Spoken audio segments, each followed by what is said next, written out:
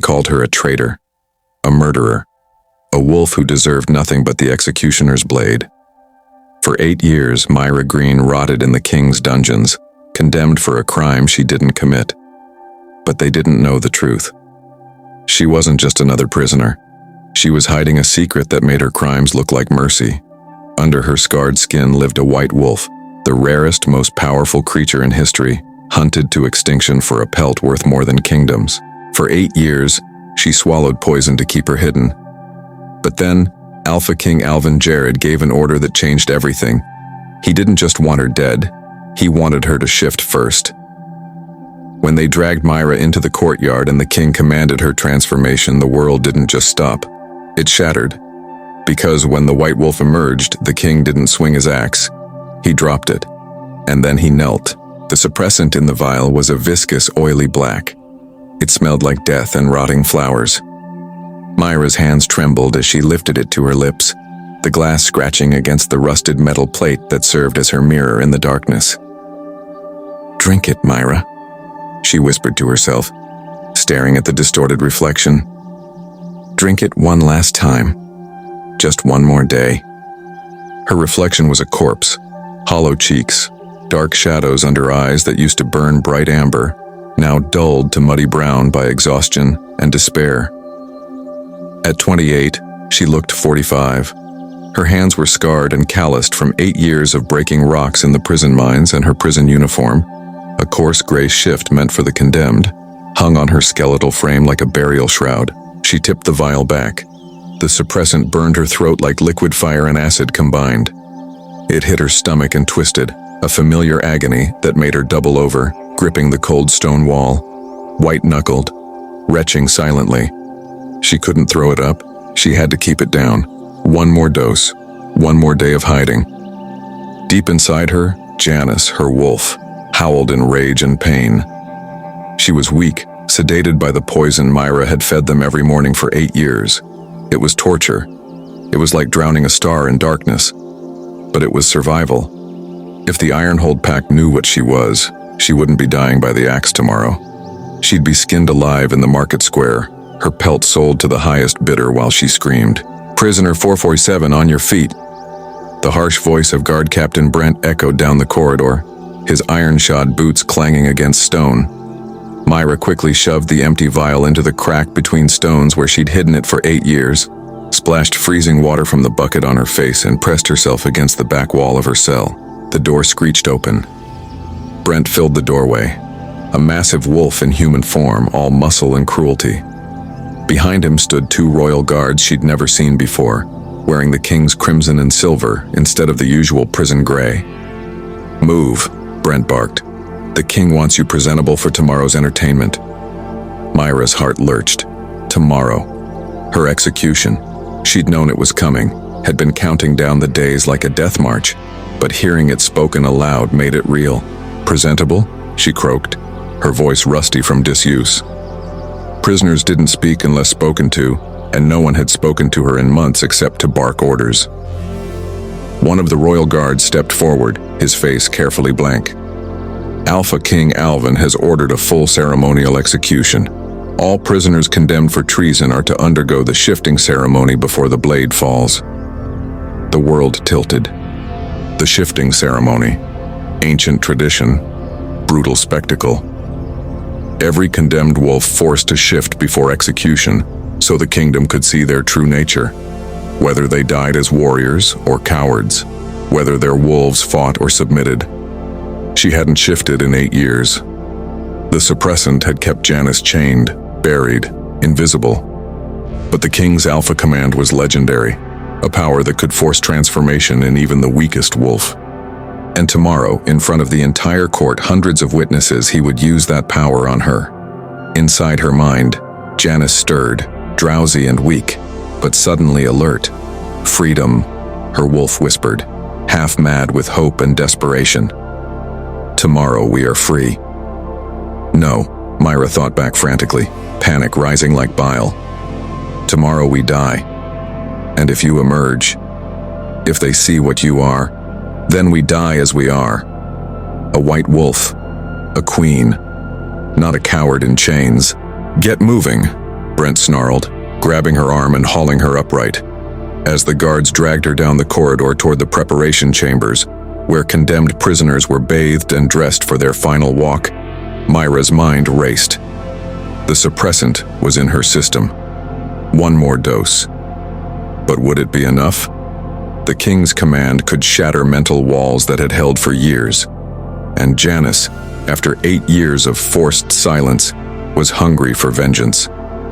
Tomorrow morning in the castle courtyard before the Alpha King and his assembled court, Myra would either die with her secret intact, or she would reveal the creature everyone believed extinct. And if the White Wolf emerged, there would be no hiding anymore. No more poison. No more pretending to be something less than she was. She would be free, or she would be dead. Either way, 8 years of hiding was about to end. The cell hadn't always been this dark. Myra remembered in those first terrible weeks how a sliver of gray light used to creep through the crack near the ceiling. She'd watched it move across the stones like a dying thing, marking the hours until it disappeared entirely. Now 8 years later, even that small mercy was gone. The crack had been sealed. The darkness was absolute. She sat with her back against the far wall, counting the marks she'd scratched into the stone. 2,920 days. Each one a small act of defiance. Each one proof she'd survived another sunrise she wasn't supposed to see. The suppressant vial felt heavier tonight. Myra pulled it from the crack in the wall where she'd hidden it for 8 years, wrapped in a scrap of torn cloth. The glass was cloudy with age, the black liquid inside thick as tar. It had taken her 6 months to steal enough ingredients from the prison infirmary to make the first batch. 6 months of palming dried nightshade petals, pocketing crushed wolfsbane root, hoarding drops of silver-contaminated water from the rusted pipes. She'd been 20 when she perfected the formula, 20 years old and facing a life sentence for murders she didn't commit. The night they'd arrested her played in fragments behind her eyes, guards storming her quarters in the servants' wing, the blood still wet on the floor of the eastern corridor where 3 royal guards had been torn apart, the false evidence planted in her lockbox. A key to the gate, a letter written in code she couldn't read, a map marked with breach points. Traitor, they'd called her. Spy. Murderer. She hadn't known how to fight back. Hadn't known how to prove the letter wasn't hers, that she'd never seen that key, that she'd been in the kitchens when the breach occurred. 20 witnesses who vanished or changed their stories before the trial. Inside her mind, Janice stirred. Her wolf was a ghost now, barely more than a whisper after years of chemical chains. But tonight, sensing what tomorrow would bring, she clawed weakly at the mental walls Myra had built.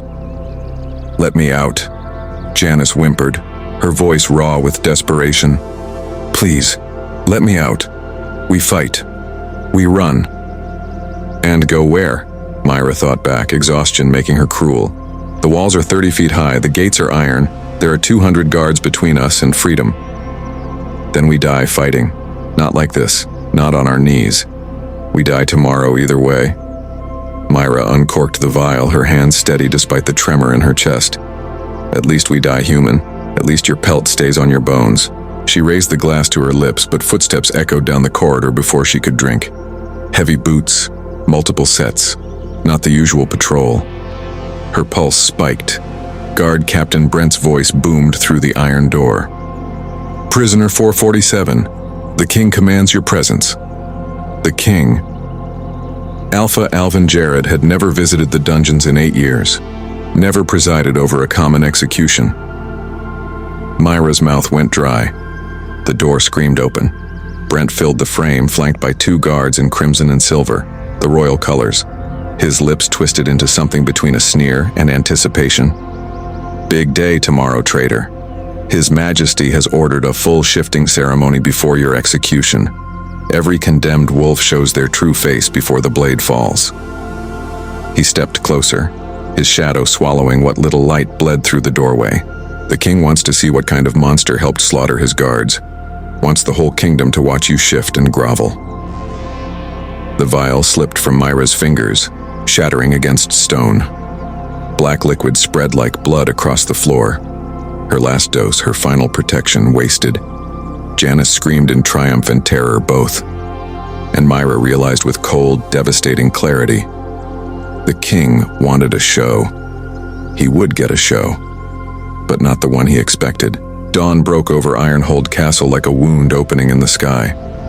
Myra watched it through the narrow slit window as guards dragged her up from the depths, iron shackles biting into her wrists and ankles. The fortress loomed above her, gray stone walls rising like cliffs, peaked towers crowned with black banners that snapped in the cold morning wind. She'd scrubbed these corridors once, back when she was just another nameless servant. Before the accusations, before the betrayal, they'd dressed her in white, a simple execution gown thin as paper that clung to her emaciated frame and offered no warmth against the bitter air. Tradition, they said, so the blood would show clearly when the axe fell. The courtyard was already packed. Hundreds of wolves assembled in tight formation, nobles in their fine clothes pressed close to the platform for the best view, common pack members filling the outer rings, guards lining the walls in crimson and silver. Above them, banners bearing the king's crest rippled like living things, a black wolf rampant, jaws open in eternal snarl. The execution platform stood in the center like an altar, wooden, elevated, scrubbed clean of the last condemned prisoner's blood. The executioner's block sat at its heart, worn smooth by decades of necks, and beside it, the axe, massive, ceremonial. Its blade caught the dawn light and threw it back like a promise. Myra's legs nearly gave out as they forced her up the steps. The wood was rough beneath her bare feet, cold, real. This was happening. This was the end. Then a hush fell over the crowd, sudden and absolute. The king was coming. Alpha Alvin Jared descended the castle stairs like a storm taking human form. He was tall, taller than any wolf Myra had ever seen, his frame powerfully built beneath intricate plate armor etched with wolf motifs that seemed to move in the shifting light. A dark gray cape lined with white fur swept behind him, and on his head sat a crown of dark metal, its points sharp enough to draw blood. In his hands he carried an ornate battle axe, silver inlay gleaming along its edge. But it was his presence that struck like a physical blow. Alpha power rolled off him in waves, crushing, undeniable. Lesser wolves in the crowd dropped their eyes. Some whimpered. Even the guards stiffened, hands instinctively moving to weapons they wouldn't dare draw. Myra forced herself to meet his gaze as he approached the platform. Sharp gray-blue eyes, stern features carved from granite. Dark blonde hair swept back from a face that showed no mercy, no hesitation. This was a king who had executed hundreds.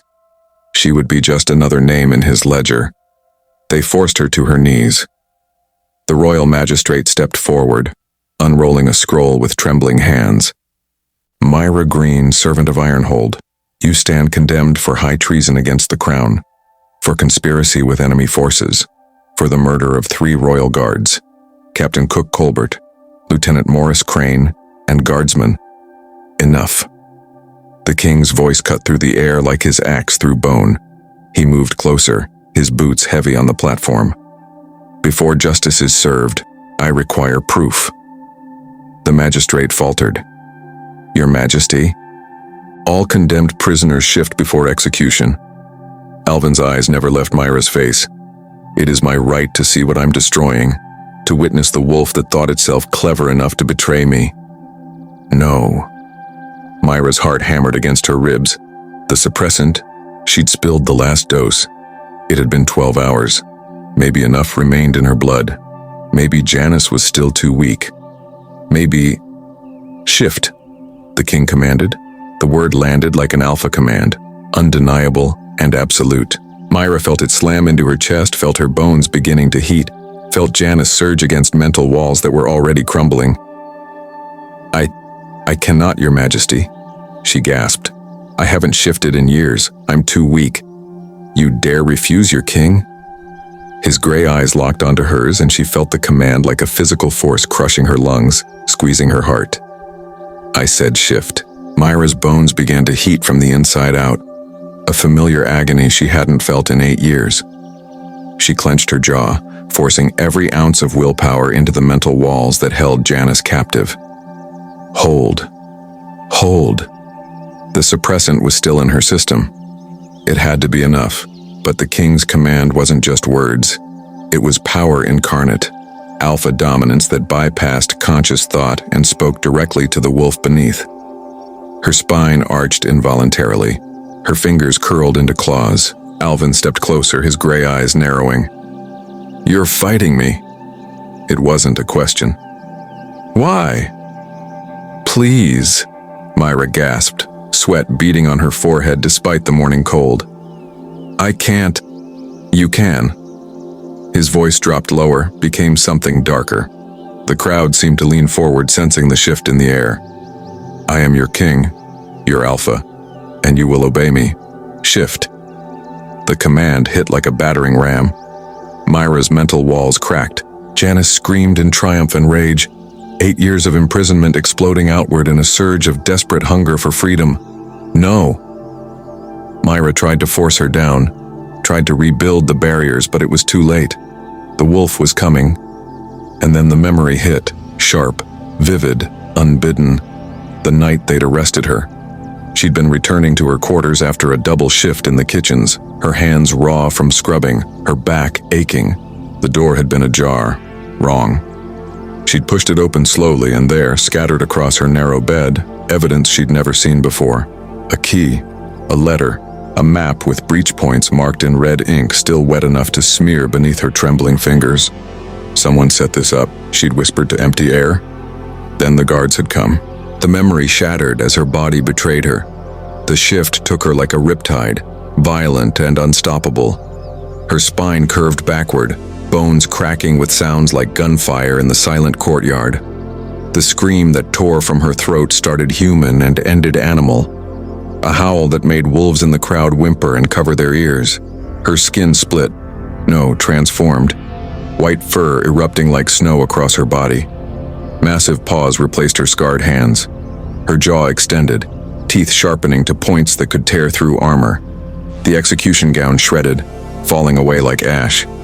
And then she was standing on 4 legs, her body larger than any female wolf should be, nearly the size of an alpha. The courtyard stones felt cold beneath her paws. The wind carried 1,000 scents she'd been blind to in human form. The silence was absolute. Then someone in the crowd gasped, another voice trembling. "White Wolf." The words spread like wildfire. "White Wolf. Impossible. They're extinct." 200 years, someone whispered, awed and terrified. The white wolves were hunted to extinction 200 years ago. Their pelts were worth kingdoms. Another voice added, pitched with greed and horror. Both. They were the original royal line, an elder's voice cracked. Before the wars, before the purges, Myra's, no, Janice's, amber eyes swept across the crowd. Guards had drawn weapons but stood frozen, uncertain. Nobles stared with expressions ranging from shock to calculation. The executioner had dropped his axe entirely.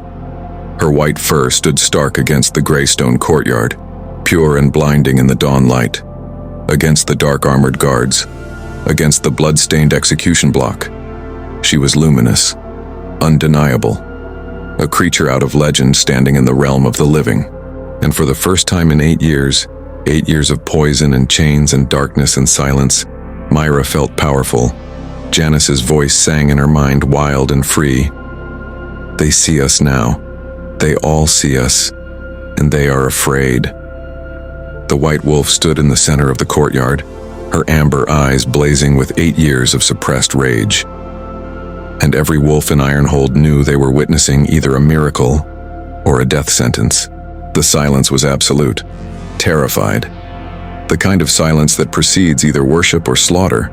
Guards moved first, instinct overriding shock. Weapons scraped from sheaths, swords, spears, crossbows loading with silver-tipped bolts. They formed a tightening circle around the platform, 50 armed wolves surrounding one massive white one who had nowhere to run. Janice's muscles coiled, ready to fight, ready to die with teeth bared and blood on her muzzle. But then the king raised his hand. Hold. One word. Absolute authority. The guards froze mid-step, weapons raised but motionless. a tableau of violence suspended in amber. Alvin Jared walked forward, slowly, deliberately. His gray-blue eyes never left Myra's amber ones as he approached, his ornate battle axe still gripped in one massive hand. He was studying her, not with the cold assessment of an executioner, but with something else. Something that made her fur prickle and her heart race faster than fear alone could explain. Myra's instinct screamed run, but there was nowhere to go. Iron gates sealed the courtyard. Walls rose 30 feet high. Hundreds of witnesses blocked every exit, and the king stood between her and any hope of escape. He stopped 3 feet away, close enough that she could smell him. Rain and cedar and something wild beneath the polish of royalty. Close enough that she could see the silver threading in his armor, the ancient runes etched into his axe blade. Close enough to kill her with a single swing. Their eyes met. Gray-blue and amber, king and condemned, and the world exploded. The mate bond snapped into place like lightning striking the same spot twice. Once through her chest, once through his. It was agony and ecstasy, recognition and terror, a connection so fundamental it bypassed thought entirely and rooted itself directly into her soul. No, this wasn't possible. The king's eyes widened, shock breaking through his stern mask for a fraction of a heartbeat. His grip on the axe loosened, knuckles going from white tight to trembling. She watched him fight it, watched duty and instinct war across his features before something in him surrendered. Janice howled in Myra's mind, wild with desperate joy. Mate, the king is our mate, our mate, our mate, our... He was going to execute us, Myra thought back frantically. He still might... But Alvin was moving, slowly, deliberately. He planted the axe in the platform's wooden planks, the blade sinking deep with a sound like a bell tolling. Then, still holding her gaze, still locked in that impossible connection, he lowered himself to one knee, in his full armor, in his crown. Before the white wolf everyone believed extinct. The crowd's collective inhale was audible. The legends were true, the king said, his voice carrying across the silent courtyard. The white wolf lives, then softer, meant only for her. His words a rumble that vibrated through the mate bond. And she is mine. The courtyard erupted. Nobles shouting questions, demanding explanations. Guards looking to each other in confusion. Weapons still raised, but targets unclear.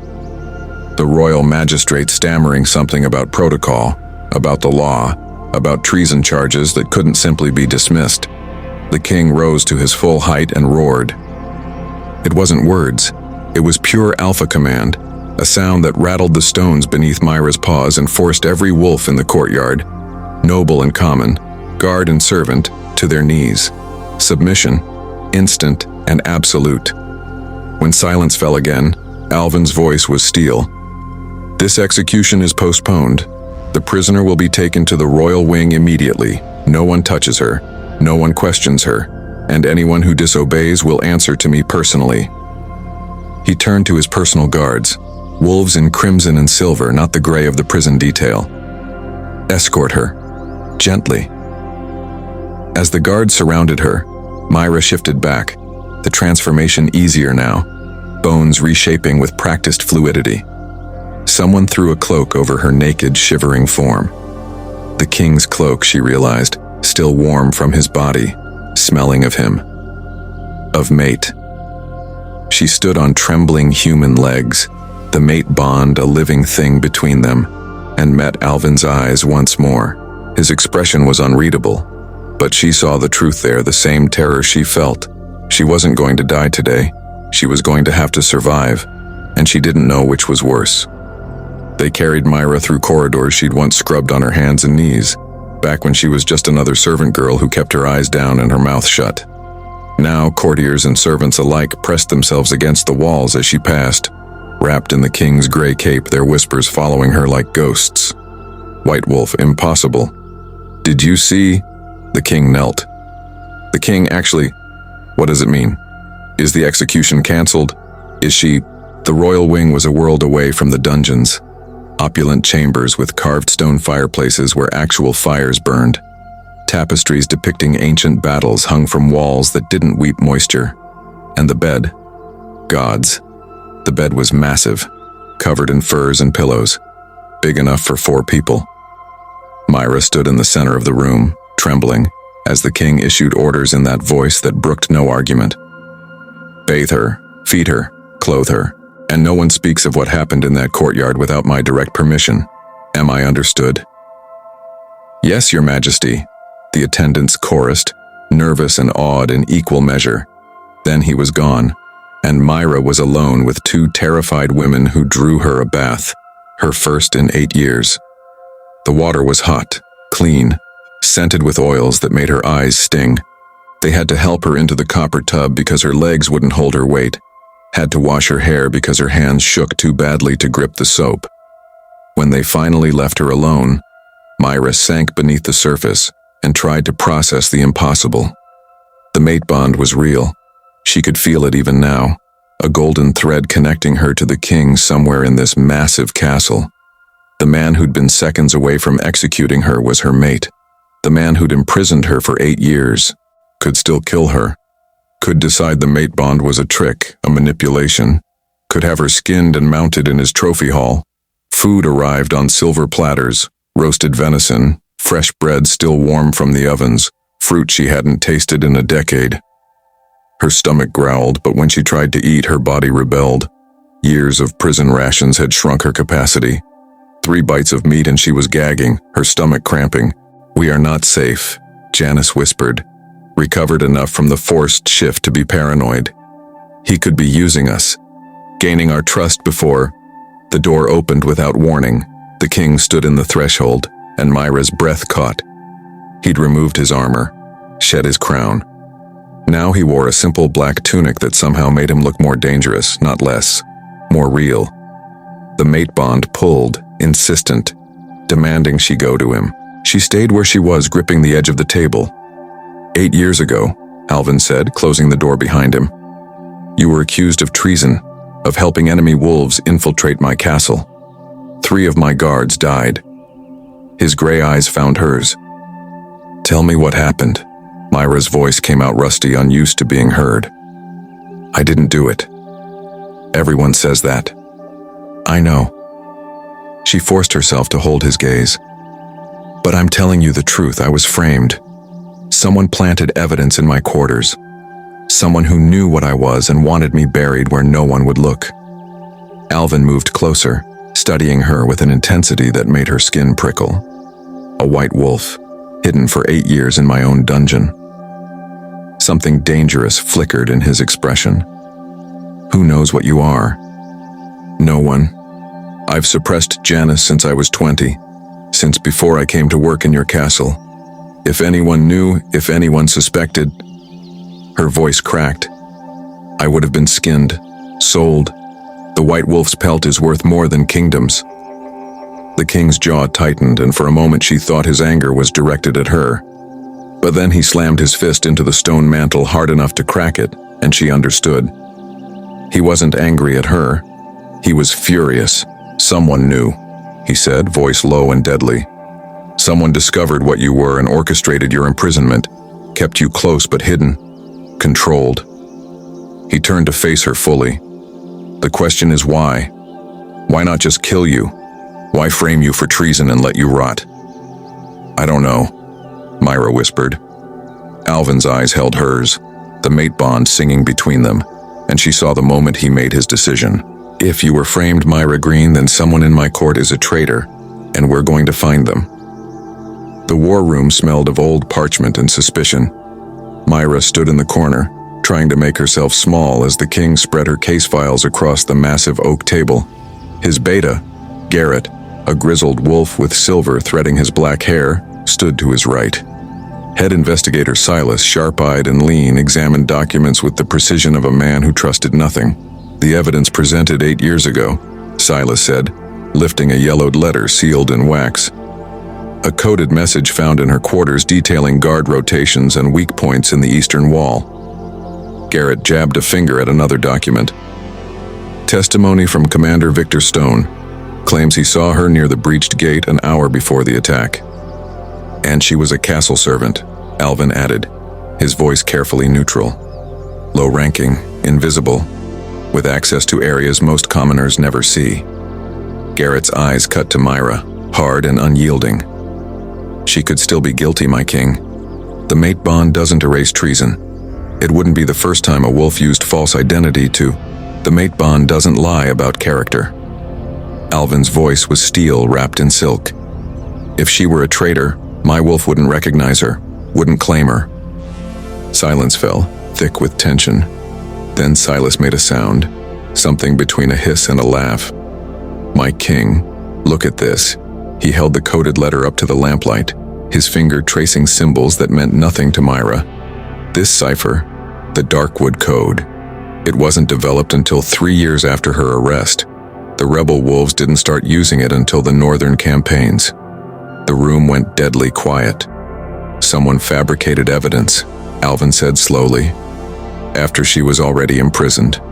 To ensure she stayed there, Silas confirmed, to reinforce a conviction that was already secured.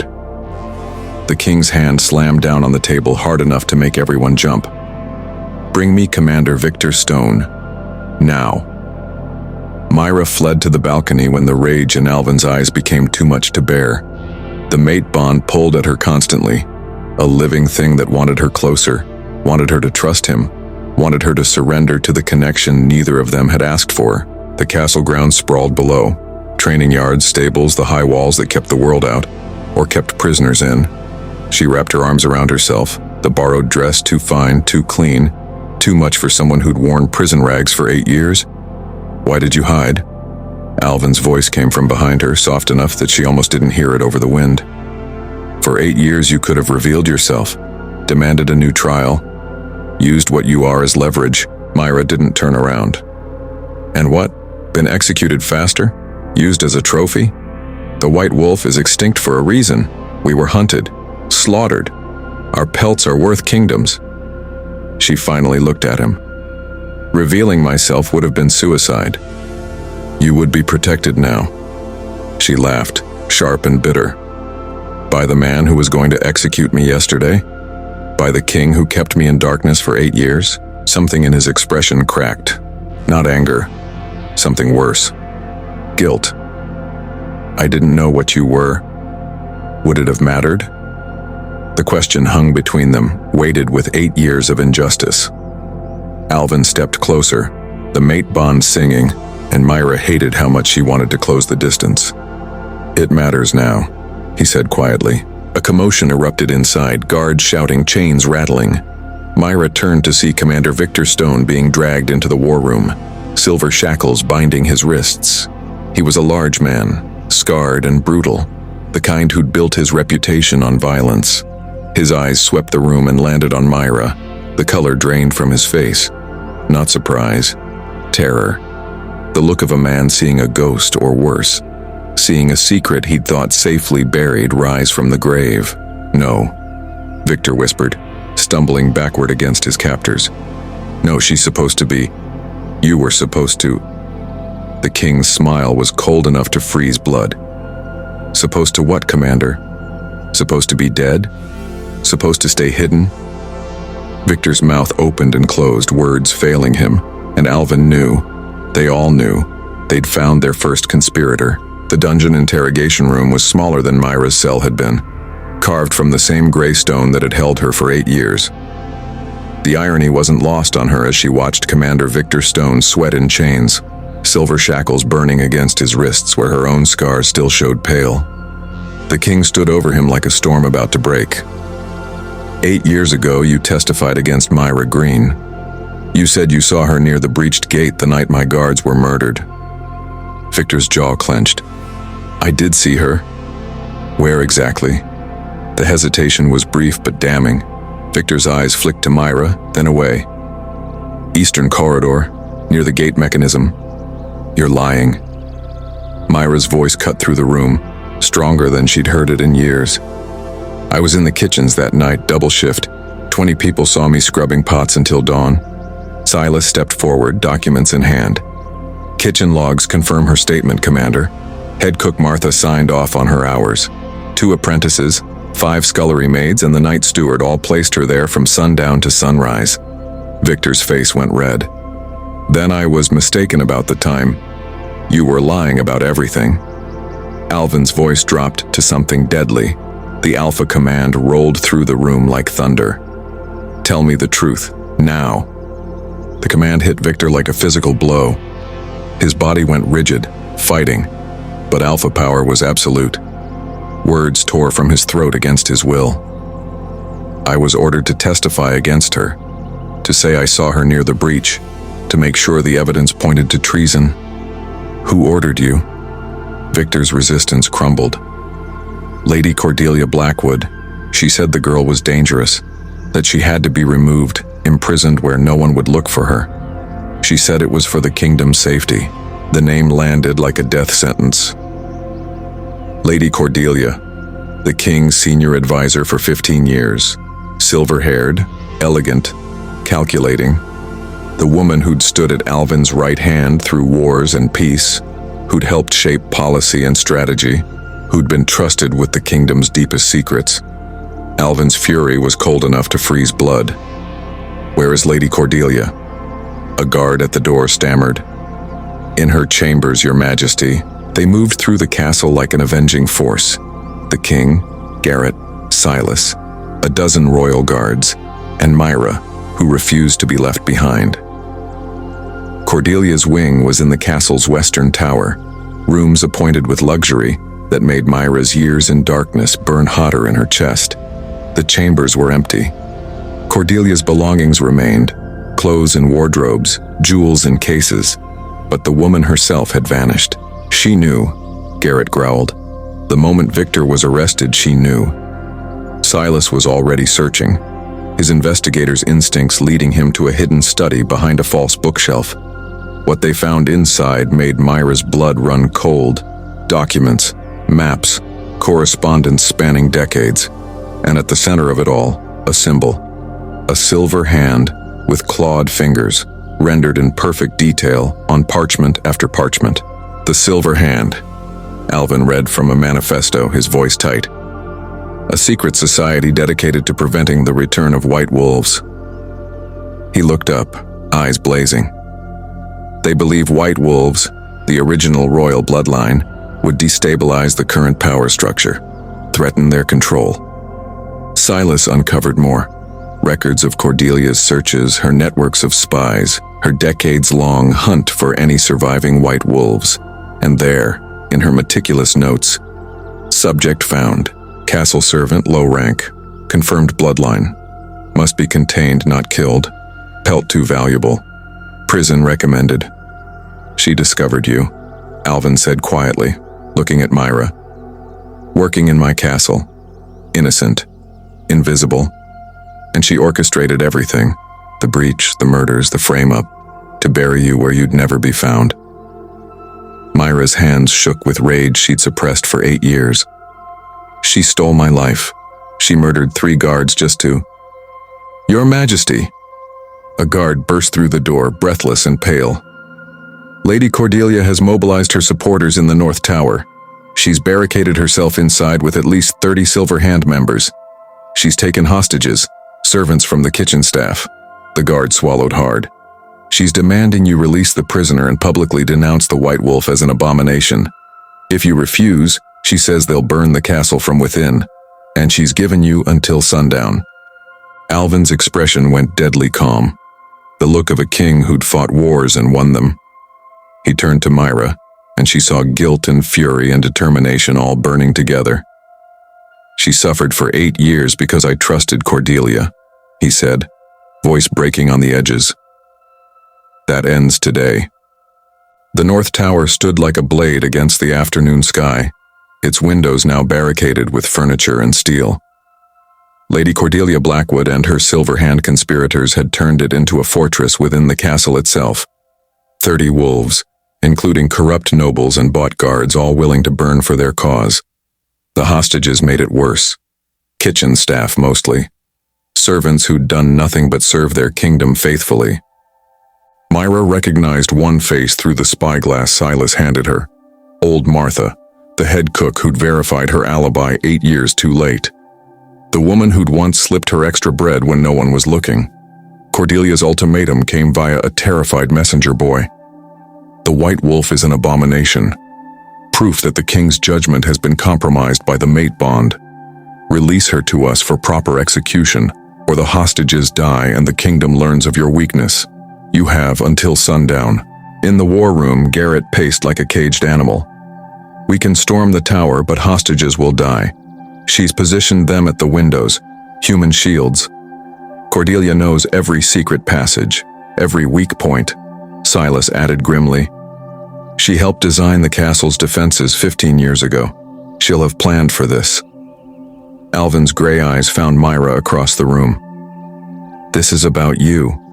They want you dead to complete what they started 8 years ago. To eliminate the White Wolf bloodline permanently. Myra stepped forward, Janice's voice singing in her mind. Then I'll give them what they want. Absolutely not. Alvin's voice was steel. Not death, Myra clarified, meeting his gaze steadily. But a confrontation. Let me face her. Let me be the bait that draws her out. So she can put a silver bolt through your heart? So you can infiltrate while she's distracted? Myra turned to Silas. The tower has hidden passages, doesn't it? Ways in that Cordelia might have overlooked because she's too focused on the obvious? Silas's eyes gleamed. The old servant corridors. Narrow, unused for decades. They connect to the tower's lower levels. Then I'll give her a show, Myra said quietly. I'll shift. I'll walk out there as the White Wolf everyone's terrified of. Alvin looked ready to refuse, to lock her somewhere safe. But then the mate bond flared between them and she felt his reluctant understanding. She wasn't the broken prisoner from the dungeons anymore. She was his mate, his equal. If anything happens to you, he started.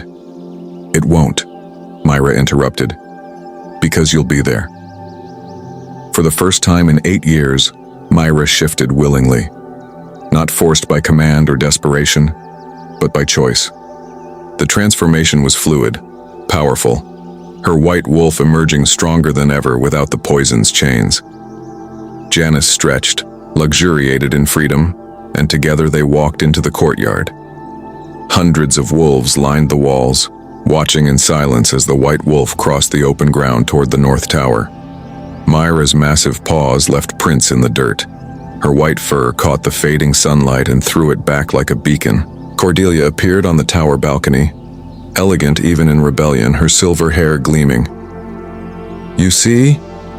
She called out to the assembled crowd, her voice carrying with practiced authority. The abomination walks free. The king has been compromised by the mate bond. The White Wolves destroyed themselves with their power once before, tore the kingdom apart with their wars. We cannot allow. Myra shifted back to human form in the center of the courtyard, standing naked and unashamed before hundreds of witnesses. Her voice, unused to being heard for 8 years, rang out clear and strong. You call me an abomination, Lady Cordelia, but you're the one who framed an innocent woman. You're the one holding hostages. You're the one who murdered 3 royal guards 8 years ago just to create false evidence. Cordelia's face flickered. Shock, quickly masked. But Myra saw it. Everyone saw it. I know what you did, Myra continued, her voice growing stronger. The breach that night wasn't arranged by enemy wolves. It was arranged by you. You let them in. You let guards die. All to justify removing me, imprisoning me, keeping the White Wolf buried where no one would ever look. A murmur rippled through the crowd. Doubt. Questions. The beginning of belief. She lies, Cordelia shrieked, desperation cracking her composure. The White Wolf is a manipulator. She's twisting your minds, can't you see? The tower doors burst open behind her. Alvin's forces, having infiltrated through the ancient passages, flooded the upper levels. Silver Hand members were dragged out in chains. Hostages freed, stumbling into the courtyard, weeping with relief. Cordelia realized too late she'd been outmaneuvered. Her silver eyes went wild and she pulled a crossbow from beneath her cloak. Loaded, aimed at Myra's heart. If I can't have justice, I'll have your death." The bolt fired. Alvin was running too far away, his roar of denial echoing off stone. But Myra's instincts, Janice's instincts, were faster. She partially shifted, white wolf reflexes taking over, and dove sideways. The bolt struck stone where she'd stood, silver tip embedding deep. Then Janice took full control. The white wolf launched herself at the tower wall. Claws found purchase in ancient mortar. She bounded upward, defying gravity, a white blur against gray stone. The crowd gasped. Cordelia screamed. Myra crashed through the balcony railing in an explosion of wood and fury. Cordelia stumbled backward, terror finally breaking through her mask of superiority. The white wolf didn't kill, though every instinct screamed for blood, for vengeance, for 8 years of suffering repaid. Instead, Myra pinned Cordelia to the stone floor, massive jaws at her throat, holding, waiting, choosing justice over vengeance, choosing to be more than what they'd called her. The king arrived moments later, breathing hard, his gray eyes taking in the scene. His mate, the white wolf everyone feared, holding his former advisor captive but alive. Controlled. Powerful. He saw not a monster, but a queen. 6 months later, the grand hall of Ironhold Castle gleamed with a light it hadn't seen in decades. Banners hung from vaulted ceilings, not just the king's black wolf, but now joined by a new crest, a white wolf rampant on a field of silver and gray. Together. Equal. The kingdom had healed, though the scars remained. The Silver Hand conspiracy had been exposed in its entirety, roots torn out and burned. Lady Cordelia Blackwood and her inner circle had been executed for treason and murder, their death swift but public. Commander Victor Stone, given mercy for his confession and cooperation, had been exiled to the far territories with nothing but the clothes on his back. The castle servants who'd been held hostage had been honored, compensated, and given positions of respect. Old Martha now oversaw the royal kitchens with a staff triple the size and a budget that made her weep with joy. And today, the final piece of justice would fall into place. Myra stood in the preparation chamber, barely recognizing her own reflection. The woman in the mirror was no longer the ghost from the dungeons. Her dark brown hair fell in thick, healthy waves past her shoulders. Her amber eyes burned bright with vitality restored. At 28, she finally looked 28 again. The years of suffering slowly fading like old bruises. The gown was a masterpiece. White silk that flowed like water, embroidered with silver threading that caught the light with every movement. The cape, a gift from the northern packs who'd sent delegates specifically to witness this moment, was made of white fur, ethically sourced, each pack contributing a piece to honor the return of the White Wolf bloodline. "You ready?" Alvin appeared in the doorway, magnificent in his full regalia. His armor gleamed, his crown sat proud on his dark blonde hair, but his gray-blue eyes were soft when they found hers. "I spent 8 years in a cell," Myra said quietly. "I think I can handle a crown." His smile was warm, private, meant only for her. "That's my queen." The throne room was packed to capacity. Nobles in their finest stood shoulder to shoulder with common pack members. Allied alphas from neighboring territories had traveled weeks to attend. The air hummed with anticipation, with the weight of history being made. 2 thrones sat on the raised dais, side by side. Equal height, equal prominence. The king's throne of black wood and iron remained unchanged, but beside it now stood a throne of white marble veined with silver, carved by the kingdom's finest artisans over the past 6 months. Myra walked down the center aisle on Alvin's arm, and this time the whispers that followed her were different. Not fear, not suspicion, but awe, respect, hope. The royal magistrate, a new one, vetted thoroughly by Silas, stepped forward with a scroll that bore the royal seal. His voice carried through the silent hall. "Myra Green, falsely accused, wrongfully imprisoned and proven innocent beyond all doubt. You are hereby restored to full honor and standing. All charges against you are struck from record. All judgments rendered void." He paused, letting the words sink into the stones themselves, into the history of this place. Moreover, as mate to Alpha King Alvin Jared and bearer of the White Wolf bloodline, the original royal line, lost but never forgotten, you are crowned Queen of Ironhold, protector of the realm, voice of justice and shield of the innocent. Alvin lifted the crown from its velvet cushion. It was delicate but strong. A silver circlet wrought with intricate wolf designs, and at its center, a white moonstone that seemed to glow from within. He placed it gently on her head, his fingers lingering in her hair for just a moment. His words, spoken low enough that only she could hear through the mate bond. You are the strongest person I've ever known. Not because you survived, because you chose justice over vengeance. Because you could have burned this kingdom down and instead you saved it. Myra's voice was equally soft, equally private. We chose it together. Then, louder, for all to hear, Myra spoke her oath. I swear on my life, on my wolf, on the bond I share with my king. I will use this power to protect the innocent, to root out corruption wherever it hides, to ensure that no one else suffers false imprisonment, that no voice goes unheard, that justice serves the truth and not the powerful. The crowd erupted, not polite applause but genuine thunderous approval. They'd watched her journey from condemned prisoner to proven innocent to their queen. She'd won them not with birthright or political maneuvering, but with courage and integrity. Now, Alvin said, his voice carrying easily, let the kingdom see what stands before them. Together they shifted. The transformation was simultaneous, practiced, a dance they'd perfected over 6 months of learning each other's rhythms.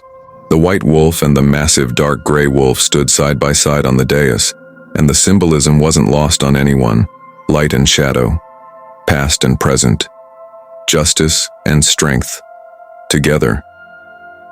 The entire court shifted in response, hundreds of wolves of every color filling the throne room. It was chaos and beauty and wild power contained by choice, not force. Myra threw her head back and howled, clear, powerful, the voice of the white wolf that everyone had believed extinct.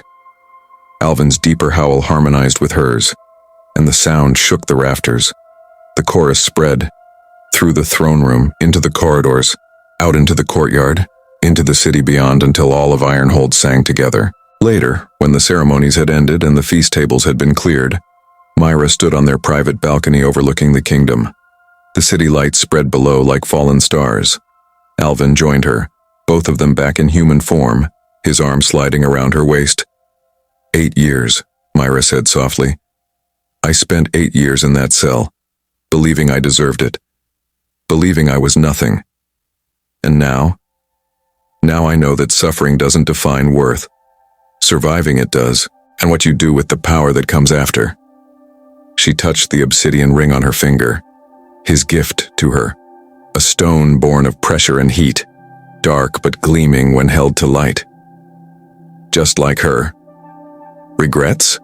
Alvin asked. Only that it took 8 years, but not the outcome.